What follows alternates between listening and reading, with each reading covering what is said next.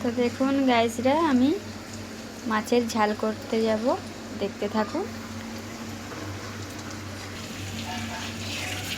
যাতে পেঁয়াজটা না ধরে যায় তাই টমেটোটা অ্যাড করলাম এর সঙ্গে, বুঝতে পারছে।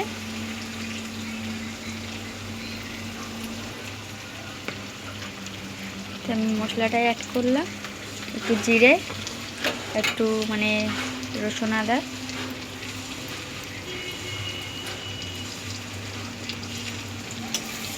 এর সঙ্গে আমি অ্যাড করব সর্ষে।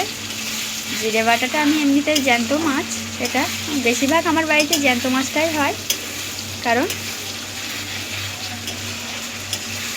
আর নোনা মাছটা যখন আমার একটু খাওয়ার ইচ্ছা হয় মাঝে মাঝে তখনই আসে, এছাড়া খুব কমই হয়, জ্যান্ত মাছটা বেশি হয় আমাদের বাড়ি রান্না। তা দেখতে থাকুন।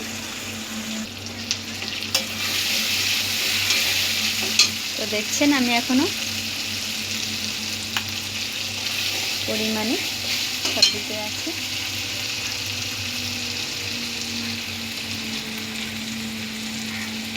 তোমাদের আগেই বলেছি আমি যে ক্যামেরাটা আমি নিজেই একাই ধরেই রান্না করি, একটু অসুবিধা হবে।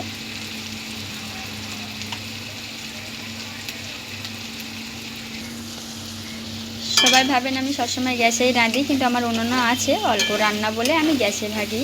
বেশিরভাগ 3টে মানুষ আর শাশুড়ি, তো এই কটা মানুষ, তার জন্য আমি গ্যাসেই রান্না করি। আমার উনুনেও আছে উনুন, কাঠের জালেও রান্না হয় মাঝে মাঝে, যখন লোক কুটুম ননদরা আসে তখন আমার রান্না হয় উনুনে।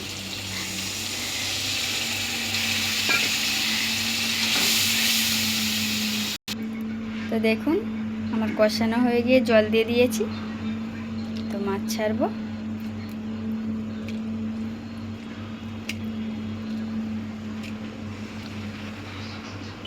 তো দেখুন গাইসরা, আমার তরকারি দেখছো জ্যান্ত মাছের কত সুন্দর কালার এসছে। এতে আমি একটু সর্ষে অ্যাড করেছি।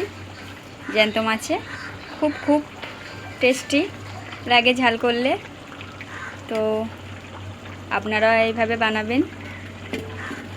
আমি তো আমার মতন বানালাম, জানাবেন কেমন হলো, ফলো করবেন।